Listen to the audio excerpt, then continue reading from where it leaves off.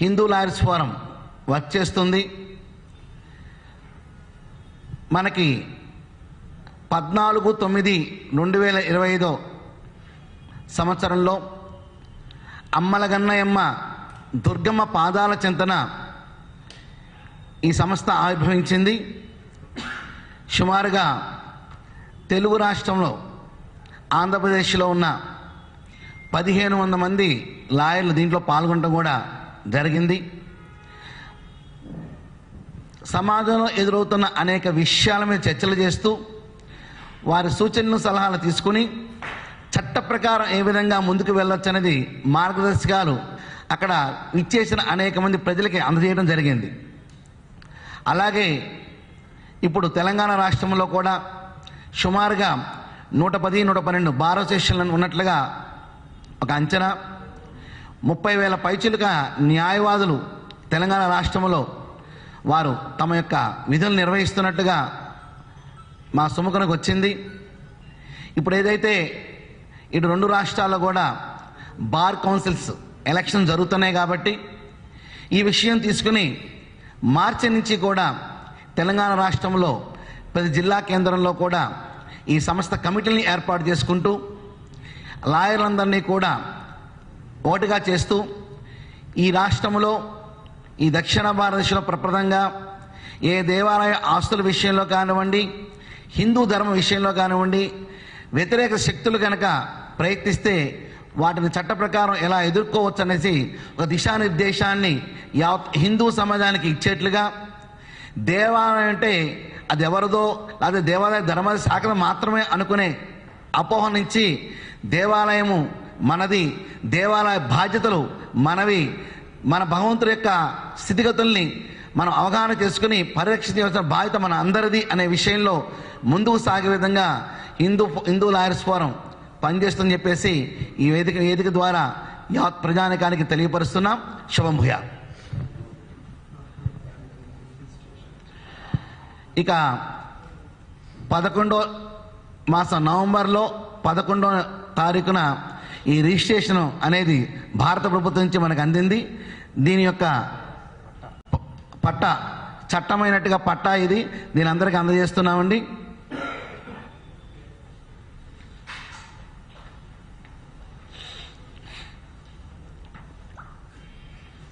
అమ్మ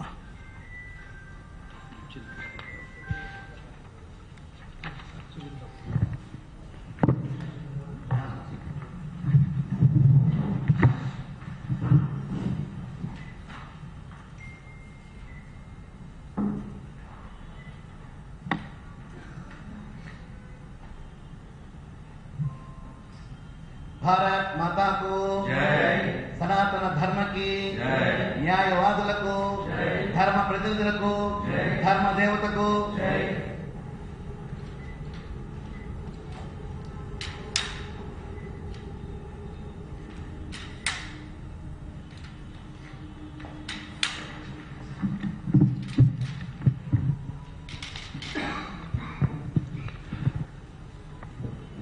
ధన్యవాదాలండి. పూజ్య శివస్వామీజీ వారి సంకల్పంతోనే ఇప్పటి వరకు మనం ఈ సంస్థని స్థాపించుకోవడం జరిగింది. శివకేశవుల్లాగా పూజ్య శ్రీ శివస్వామీజీ, శ్రీ రాధామనోహర్ దాస్ స్వామీజీ మాకు న్యాయవాదులకి మార్గదర్శకం చేస్తున్నారు. ధర్మరక్షణ, దేవాలయ సంరక్షణ ఈ రెండు న్యాయబద్ధంగా చేసుకుంటూ ముందుకు వెళ్ళటానికి కేంద్ర ప్రభుత్వం నుంచి కూడా మాకు అనుమతులు వచ్చినాయి. ఆ అనుమతుల పత్రాన్ని ఇప్పుడే చూపించున్నాము. ఈరోజు ప్రెస్ మీట్ యొక్క ముఖ్య ఉద్దేశము హేట్ స్పీచ్ బిల్ మరియు వ్యాండలిజం ఆఫ్ టెంపుల్స్. ద్వేషంగా ఎవరితో మాట్లాడినా అది చట్టరీత్యా శిక్షార్హమే. దానికి గాను ఇండియన్ పీనల్ కోడ్ ఉన్నది, బిఎన్ఎస్ అని చెప్పి ఇండియన్ పీనల్ కోడ్ని మనము భారతీయ న్యాయ సంహిత అని మన భారతదేశానికి మనము మార్చుకున్నాము, బ్రిటిషర్స్ చట్టం కాకుండా. తెలంగాణ ప్రభుత్వం ఇటీవల కర్ణాటక ప్రభుత్వం తీసుకొచ్చింది హేట్ స్పీచ్ చట్టం అని. కాబట్టి మేము కూడా దానికి శిక్ష ఐపీసీలో 2 ఏళ్ళు అని చెప్తే కాదు 8 ఏళ్ళు పడేట్టు చేస్తాను అని మన గౌరవ ముఖ్యమంత్రి వర్యులు ఒక తెలంగాణ ప్రభుత్వం నిర్వహించిన క్రిస్టియన్ పాస్టర్స్ అందరి ముందు ప్రమాణం చేశారు ఈ చట్టాన్ని మైనారిటీలను రక్షించడానికి తీసుకొస్తాను అని. అదేవిధంగా కర్ణాటకలో ఈ చట్టం రావడానికి కారణం ఏంటి, ఈ చట్టం ప్రతిపాదన తీసుకురావడానికి కారణం ఏంటి? అక్కడ ఉన్న ప్రభుత్వం ముస్లిమ్స్ మీద 74% హేట్ స్పీచ్ పెరిగింది కాబట్టి 7 నుంచి 8 ఏళ్ళు పైబడి శిక్ష తీసుకొచ్చే ప్రక్రియను తీసుకొస్తున్నామని కర్ణాటక ప్రభుత్వం చెప్పింది. కాబట్టి ఈ కాంటెక్స్ట్లో మనం హేట్ స్పీచ్ అంటే ఏమిటి, ఏ చట్టాలు దీనికి వర్తిస్తాయి, ఎలా మనం కేంద్ర చట్టాలు ఏం చెప్తున్నాయి, రాష్ట్ర చట్టాలు ఏం చెప్తున్నాయి, వీటి మధ్య సమన్వయం లేకపోతే ఏం జరుగుతుంది అని మనం సీనియర్ న్యాయవాది హైకోర్టు న్యాయవాది అయినటువంటి గోసాల శ్రీనివాస్ గారు మనతో మాట్లాడతారు. పూజ్య స్వామీజీల పాదపద్మాలకి నమస్కరిస్తూ, మిత్రులారా, చాలా విచిత్రం ఏమిటంటే భారత రాజ్యాంగం మనందరికీ చక్కగా దిశ నిర్దేశించింది. పరిపాలన కేంద్రం అంటే యూనియన్ గవర్నమెంట్. యూనియన్ గవర్నమెంట్ ఏ విషయాలు చూస్తుంది? రాజ్యవారు అంటే రాష్ట్రాలు ఏ విషయం ఆలోచించాలి? ఈ రెండిట్లకి కూడా సవివరంగా కాన్స్టిట్యూషన్ ఆఫ్ ఇండియా భారత రాజ్యాంగం నిర్వచించింది. దాంట్లో 3 లిస్టులు ఉన్నాయి. కేంద్రం లిస్టు, రాష్ట్రం లిస్టు, కాంకరెంట్ లిస్ట్, 2 రాష్ట్రాలకు సంబంధించి. ఇంత వివరంగా జాబితాలను విడదీస్తే అటు కర్ణాటక అర్థం చేసుకోకుండా రాజ్యాంగాన్ని అర్థం చేసుకోదు. కేంద్రం ఇప్పటికే తయారు చేసి వచ్చిన భారతీయ శిక్షా స్మృతి అని పూర్వం ఉండేది, ఇప్పుడు దాని భారతీయ న్యాయ సంహిత. దాని గురించి కూడా అవగాహన లేదు, చదువుకోరు. చదువుకున్న న్యాయవాదుల దగ్గరికి వెళ్ళరు. చదువుకున్న న్యాయవాదుల్ని ప్రభుత్వ న్యాయవాదులుగా నియమించరు. ప్రభుత్వ న్యాయవాదులు తప్ప ఇంకెక్కడికి వెళ్ళలేరు. చదువుకున్న వాళ్ళు కూడా బహుశా అందుకు ప్రయత్నం చేయట్లేదేమో. బాగా జ్ఞానవంతులైన న్యాయవాదులు ప్రభుత్వం దగ్గర నౌకరీ చేయడానికి ఇష్టపడట్లేదని నాకు అనిపిస్తుంది. నాకైతే ఇష్టం లేదు. అందరూ కూడా అలాగే ఉంటున్నారేమో అనుకుంటున్నా. కాబట్టి ఇక్కడ ఒక విషయం మా మిత్రుడు కృష్ణారావు గారు చక్కగా చెప్పారు. ఒక్క విషయాన్ని, ఇప్పటికే మన కేంద్ర ప్రభుత్వం అంతకుముందు కొలోనియల్ యాక్ట్ అంటాం దాన్ని, ఐపీసీ, ఇప్పుడు భారతీయ న్యాయ సంహిత దాని పేరు మార్చి మందంటూ మన ఆలోచన పద్ధతికి మనం బ్రెయిన్ ట్యూన్ అయ్యేలాగా ఒక చట్టం తెచ్చారు. ఆ చట్టం కేంద్రం తీసుకొచ్చిన చట్టంలో ఏది నేరాన్ని నిర్వచించారు, డిఫైన్ చేశారు. డిఫైన్ చేస్తూ ఆ నేరానికి శిక్ష ఎంత అది కూడా డిఫైన్ చేశారు. ఆ నేరం ఏ న్యాయాధికారి చేత విచారణ జరిపించాలి అది కూడా ఉంది. డిస్ట్రిక్ట్ జడ్జా, హైకోర్టా, సుప్రీంకోర్టా, లేదా డిస్ట్రిక్ట్ జడ్జి కింద ఉన్నటువంటి మేజిస్ట్రేట్ దగ్గర విచారణ చేయవలసిన చిన్న కేసులు ఉంటే పెట్టి కేసులు అంటారు దాన్ని. 1 సంవత్సరం 2 సంవత్సరం శిక్ష పడే కేసులన్నీ కూడా మేజిస్ట్రేట్ దగ్గరికి వెళ్తాయి. జూనియర్ సివిల్ జడ్జి అంటూ ఉంటారు. కానీ 7 సంవత్సరాలు పైబడి శిక్ష పడాలంటే సెషన్స్ జడ్జి దగ్గరికి వెళ్ళాలి. కాబట్టి ఇక్కడ భారతీయ న్యాయ సంహితకి భిన్నంగా అది నిర్వచించినటువంటి ఉపోద్ఘాతానికి వ్యతిరేకంగా ఒక చట్టం తీసుకురావాలని ప్రయత్నం అనే పదం వాడకూడదు ఇక్కడ. సాహసం. కర్ణాటక తీసుకొచ్చిన చట్టం పేరు ఏంటంటే the Karnataka hate speech and hate crimes prevention bill 2025. ఈ బిల్ ఇంకా పెండింగ్లో ఉంది. ఆ బిల్లు పెండింగ్ ఉంది. అది చెల్లదని తెలుసు.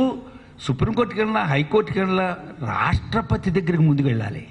రాష్ట్రపతి దగ్గరికి వెళ్ళినా కన్సెంట్ ఇవ్వరని తెలుసు. కానీ సంతుష్టీకరణ పరిపాలన, ఎపీజ్మెంట్, ఇగో మేము ఈ చట్టం తీసుకొచ్చేసాం, రాష్ట్రపతి గారే ఈ చట్టానికి ఆమోదం తెలపలేదు, నెపం రాష్ట్రపతి మీద తోసేయించాం. కానీ వీళ్ళకి కావాల్సింది ఏమిటి? ఈ వివాదాస్పదమైన చట్టం తీసుకొచ్చి దీన్ని ఇంగ్లీష్లో రిపిగ్నెంట్ అంటారు. రిపిగ్నెంట్ అంటే చెల్లంది అంటే ఇన్కన్సిస్టెన్సీ అండ్ కాంట్రడిక్టరీ, 2 పదాలు వాడింది. నేను నా నిర్వచనం కాదు ఇది. ఆర్టికల్ 254లో రాజ్యాంగంలో పొందుపరిచారు దీన్ని. ఏమిటంటే రాష్ట్ర ప్రభుత్వాలు ఏమైనా ఇటువంటి చట్టాలు చేస్తే అప్పటికే ఉన్న కేంద్ర ప్రభుత్వం చట్టం మీద ఓవర్ రైడ్, ఆ నెత్తి మీద మీరు కాలు పెట్టి రైడ్ చేసే అధికారం రాష్ట్ర ప్రభుత్వాలకి లేదు. స్పష్టంగా రాజ్యాంగం చెప్పింది. రాజ్యాంగ ధిక్కరణ ఇది. ఇటువంటి చట్టాలు తీసుకొస్తాం అంటే ఈవేళ ఇది అప్రస్తుతం కాదు. ఈవేళ తెలంగాణ రాష్ట్రంలో అధికారంలో ఉన్నటువంటి ముఖ్యమంత్రి రేవంత్ రెడ్డి గారు స్పష్టంగా గవర్నమెంట్ స్పాన్సర్డ్ క్రిస్టియన్ ప్రోగ్రాముల్లో కార్యక్రమంలో వారందరినీ ఉద్దేశించి ఆయన మాట్లాడుతూ రాష్ట్ర ప్రభుత్వం యొక్క పాలసీ విధానాన్ని ప్రమాణం చేసి పరిపాలన చేస్తున్న ముఖ్యమంత్రి గారు ప్రకటించేశారు ఓపెన్గా. నేను కూడా కర్ణాటక తరహా చట్టాన్ని ఇక్కడ తీసుకొస్తున్నాను త్వరలో అన్నారు. ఏ రకంగా ఈ చట్టం తీసుకొస్తారు? Hate speech against, prevention of hate speech, prevention of hate crime. Hate speech it self A crime, prevention of such crimes. దానికి ఒక చట్టం తీసుకొస్తున్నప్పుడు ఆ చట్టానికి నియమం ఉండాలి, ఆ చట్టానికి భూమిక ఉండాలి. భూమిక అంటే భారత రాజ్యాంగం కేంద్రం తీసుకొచ్చిన చట్టాలన్నిటికీ భూమిక. అదే భూమిక రాష్ట్ర ప్రభుత్వాలకు అక్కర్లేదా? రాష్ట్ర ప్రభుత్వాలు రాజ్యాంగాన్ని గౌరవించవా? రాజ్యాంగంలో 254(2) ఖచ్చితంగా చెప్పింది, మీరు you can not cross your limits while making N enactment. మరి ఈ చట్టాన్ని ఎలా తీసుకొచ్చేస్తారు? ఎందుకు తీసుకొస్తారంటే వాళ్ళు మైనార్టీ అపీజ్మెంట్ ద్వారా ప్రభుత్వంలోకి వచ్చాము. ఎందుకు వన్ వర్డ్ డిఫైన్ చేశారండి ఆయన ముఖ్యమంత్రి గారు. వారికి నేను ధన్యవాదాలు చెప్తున్నా. మీరు 10 పుస్తకాలు రాయక్కర్లేకుండా ఒక్క మాటలో తేల్చేశారు. స్వామీజీలు వారందరూ అర్థం చేసుకున్నారని అంటే స్వామీజీలు మమ్మల్ని పిలిచారు, ఆదేశించారు. న్యాయవాదుల్ని స్వామీజీ ఆదేశించారు. ఇటువంటి ప్రమాదకరమైన పరిస్థితులు వస్తున్నాయి, మీరందరూ న్యాయవాదులు దీని మీద ఆలోచించాలి అని 3 నెలల క్రితం. ఈవేళ సమావేశం 3 నెలల తర్వాత పట్టా వచ్చింది. పట్టావిష్కరణ చేశారు స్వామీజీ. ఆ పట్టా వచ్చిన 3 మాసాల్లోగానే దీని మీద ఒక యుద్ధం ప్రకటించేశారు. ఎందుకంటే వారు మొట్టమొదటి వచ్చారు. ఇటువంటి సంస్థ నెలకొల్పాలి, స్టార్ట్ చేయాలి, ప్రారంభించాలి హిందూ లాయర్స్ ఫోరం అన్న ప్రపోజ్ చేస్తూ ప్రథమ సమావేశంలో 1500 మంది వచ్చారు. ప్రపోజల్లోనే 1500 మంది తీర్మానం చేశారు విజయవాడలో కనకదుర్గమ్మ గుడి చెంతలో ఆమె పాదాల దగ్గర. ఇది సెప్టెంబర్ నెలలో జరిగింది. సెప్టెంబర్ 14 జరిగింది.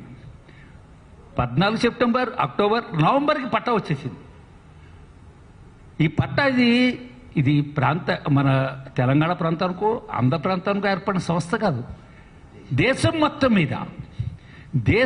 మీద India, the forum for lawyers, Hindu lawyers forum ఇండియాది. కాబట్టి ఇది ప్రతి రాష్ట్రంలో దీని యాక్టివిటీ స్టార్ట్ అవుతోంది.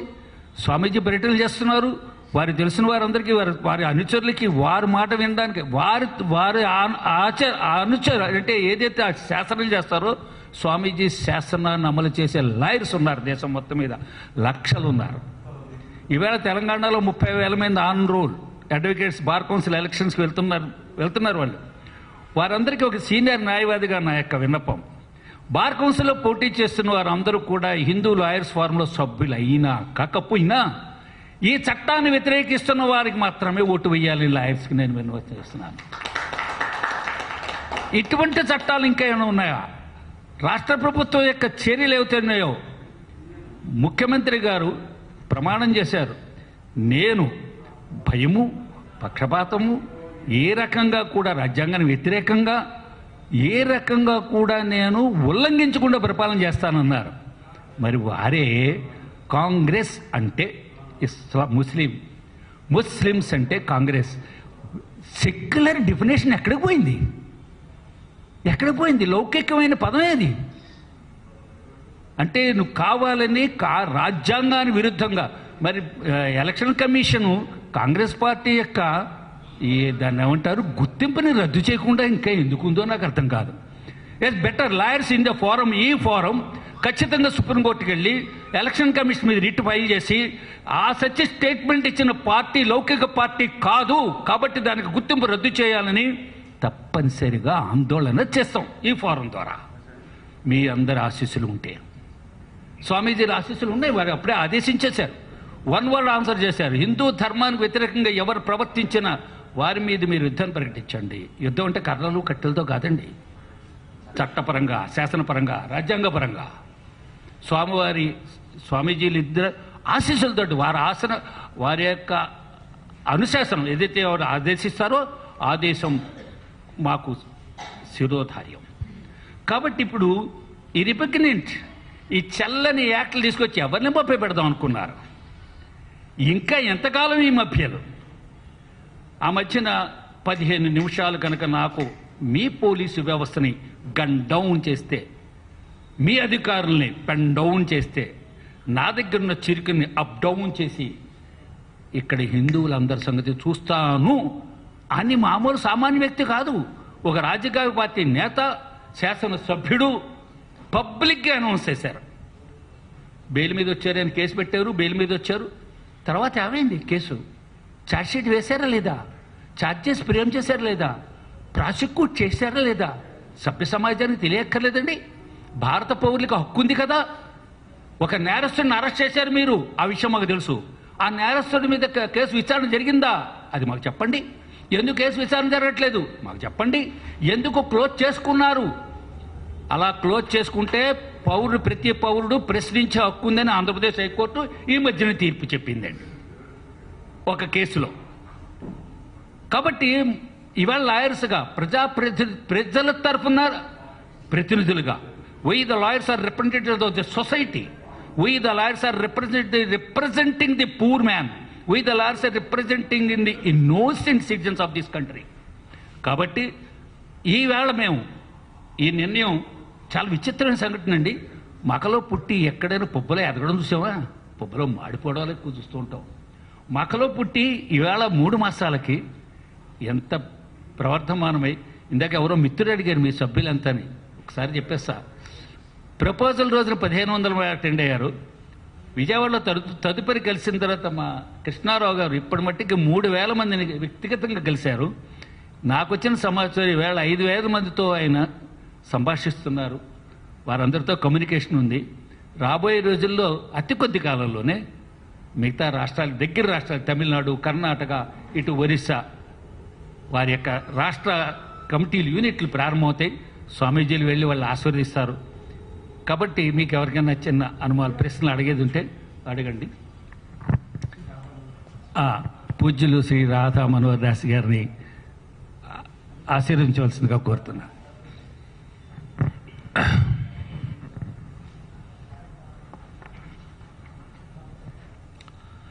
భారత్ మాతా కీ, భారత్ మాతా కీ, భారత్ మాతా కీ.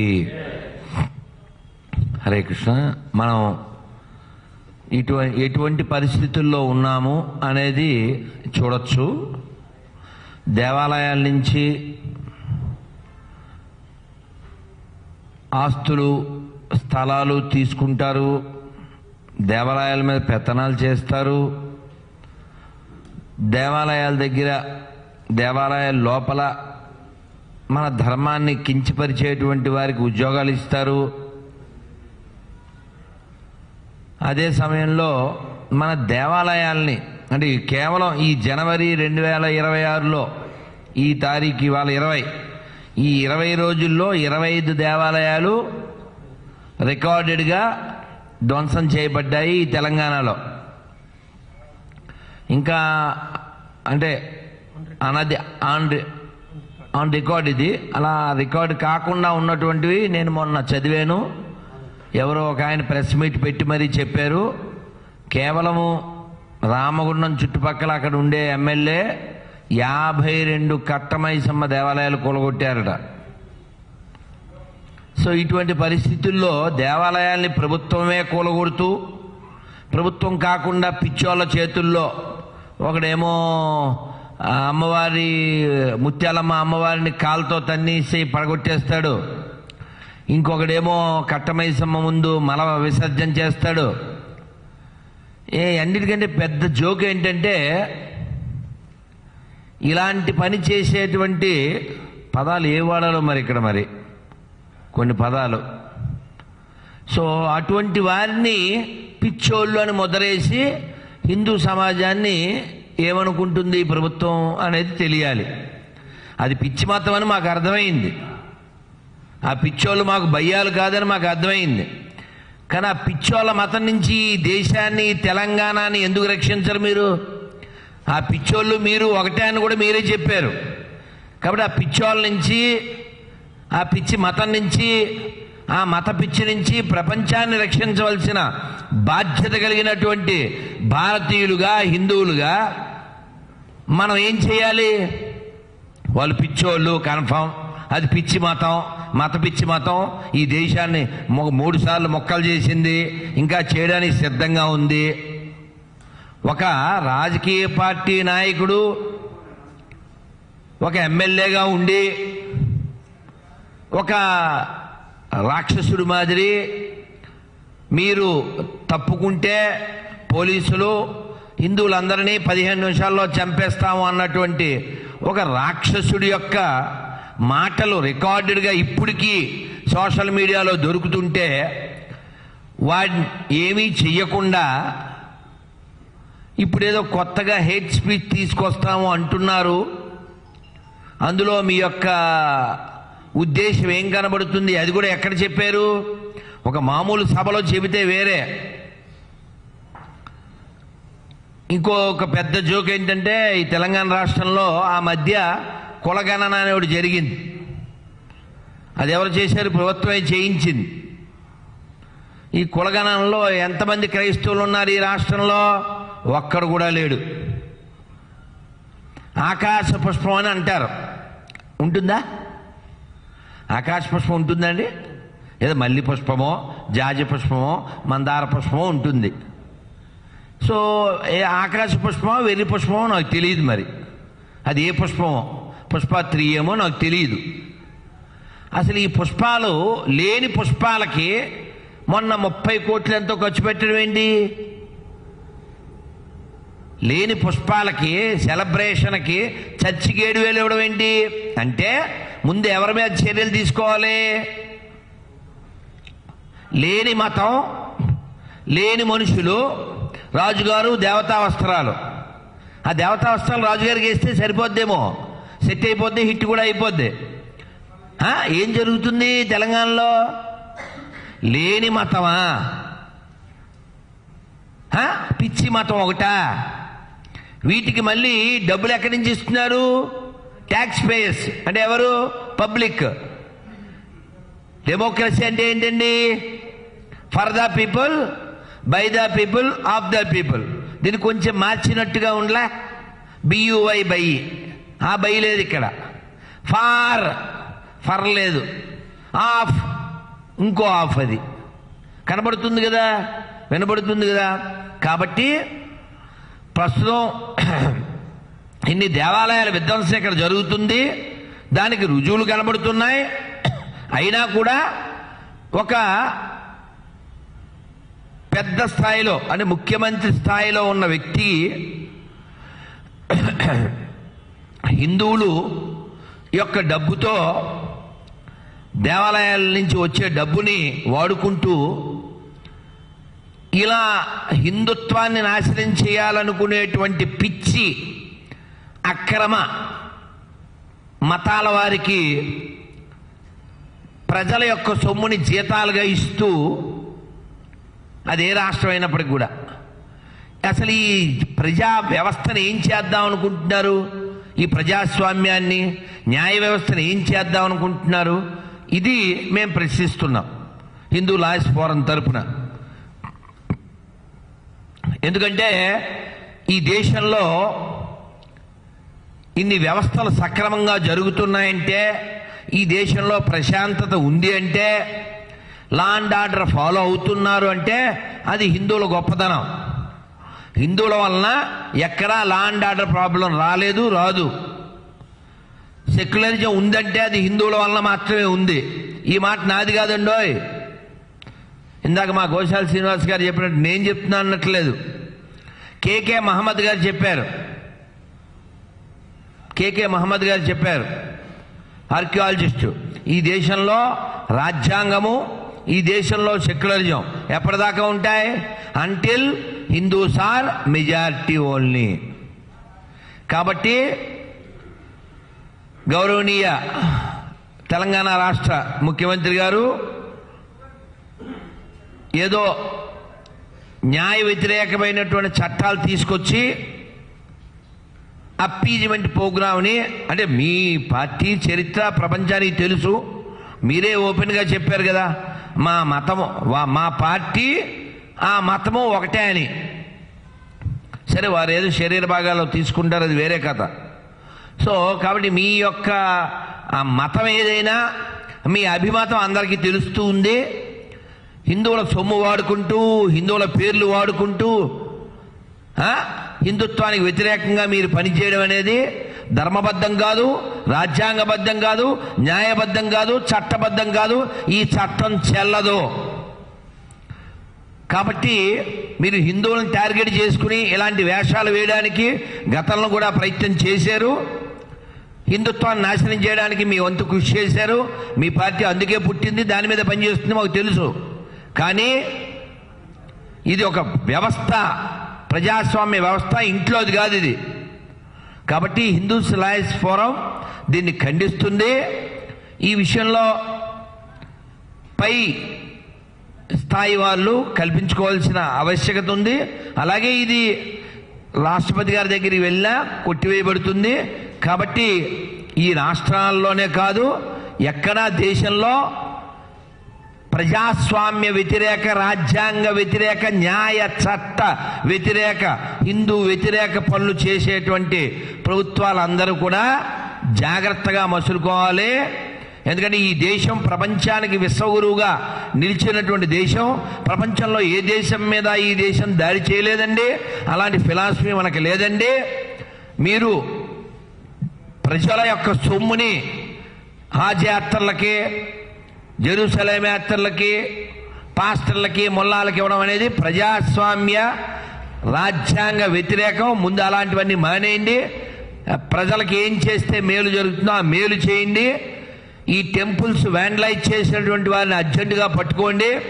ఎవరైనా హిందువు మాట్లాడాడంటే ఓ గట్టిగా వ్యతిరేకంగా మాట్లాడితే అది గాయం తగిలితేనే మాట్లాడతాడు. కావాల్సి చెక్ చేసుకోండి. ఏ హిందువు కూడా మా మతం మాత్రమే గొప్పది, మీ మతాలు చెడ్డవి, మీ మతాలు నాశనం అయిపోవాలి ఇలాంటివి చెప్పడండి.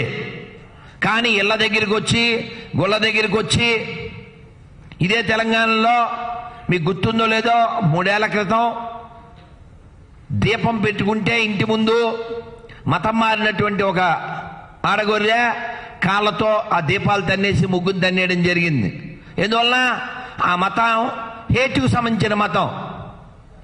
కాబట్టి అటువంటి మతాల నుంచి, విదేశీ ఎడారి పాషాణ మతాల నుంచి ఈ దేశాన్ని కాపాడవలసిన స్థితిలో కూర్చున్నవారు వారికి ఒత్తాసు పలికి ఈ దేశ ధర్మ వ్యతిరేకమైన పనులు చేస్తే కాలంలో కలిసిపోతారు. జరిగింది, జరగబోతుంది. కాబట్టి మీరు ఎలా ప్రవర్తిస్తే ప్రజాస్వామ్యానికి మంచిదో, రాజ్యాంగానికి మంచిదో, ధర్మబద్ధమో అది మీరు చేస్తారని ఇప్పుడు అవశ్యం ఈ పిచ్చోళ్ళందరినీ ఎక్కడ పెట్టాలో అక్కడ పెడితే బాగుంటుందని, ఇక్కడ తెలంగాణలో ఎర్రగడ్డ ఉంది, లేదు ఇంకో గడ్డకి పంపించండి ఆ బిడ్డల్ని, ఈ రాష్ట్రాన్ని అయితే కాపాడండి. ఎందుకంటే మా లాయర్ శ్రీకృష్ణ గారు, మా పూజ్య స్వామి శివస్వామీజీ గారు ఆల్రెడీ చెప్పారు.